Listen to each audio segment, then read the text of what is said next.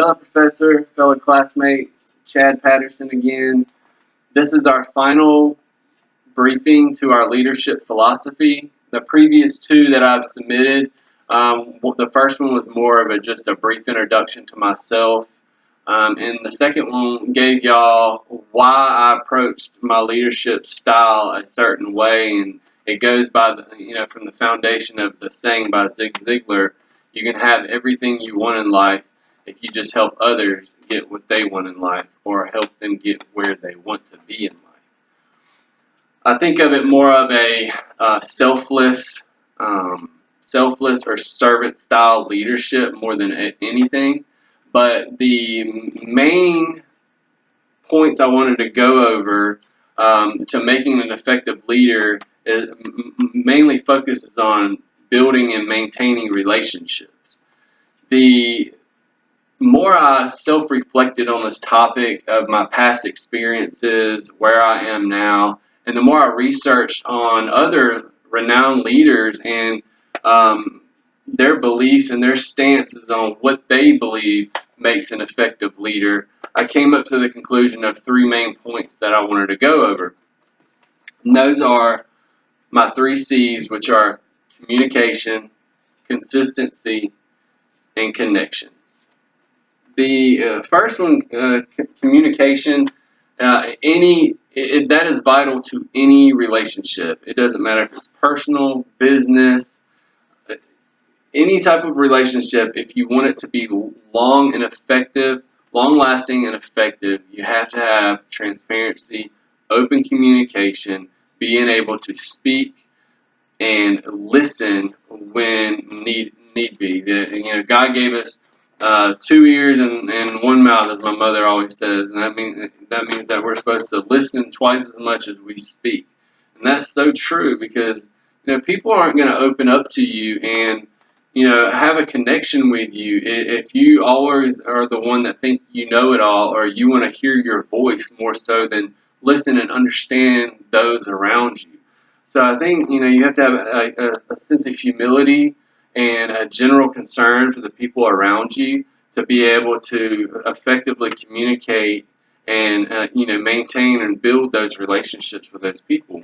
The second one would be consistency, and what I mean by that is more of small things go a long way. I was watching a video and it made total sense that think about a relationship you have with your spouse, a girlfriend, boyfriend, a friendship, a best friendship, whatever it may be. And chances are you're not going to be able to pinpoint the exact moment that you fell in love with that significant other, or you knew that this person was your best friend, or this friend you trusted with your life, with your money, with your children, whatever the case may be. It mainly comes from the consistency of you doing positive reinforcements over and over and over again. In a work environment, it could be just saying, hey, how was your day, and actually wanting to know the answer. Or it could be, going to get your significant other a drink out of the fridge, in the afternoon without her even asking or him even asking. Saying, hey, how was your day before checking your phone. Anything like that. Those small little things, eventually you just know that you trust or you love that specific person. It's the same thing in business relationships. The more you're generally concerned and want to know the answer to how their day was, that helps those relationships build and maintain and continue throughout the future.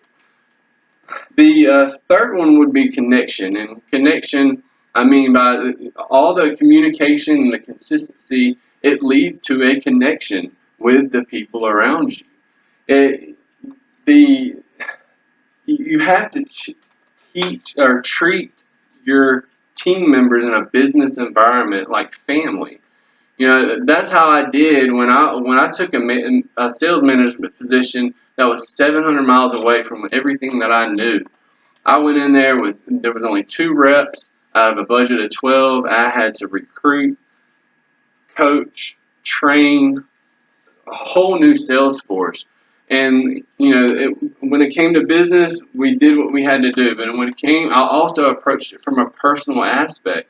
I didn't just treat it like it was business. I treated it like they were my family. I actually had my whole team. Once I had 12 reps on my team, they would come over to my house, and my wife would cook dinner for them. We'd have, competitions at my house, and those small little things, those consistent things, and those sincere gestures, they go so far. Once I had every other week we would have people, the team come over, and we'd eat dinner, and we just socialize and understand these people in the walks of life, and those things go so far when you're trying to build a team a team that you want to go far with. Because once that your team knows that you will break your back for them, they'll do the same thing. And there was a saying that I wanted to go by, and it says, leadership is an absolute love and devotion for the people who have committed their lives to your organization.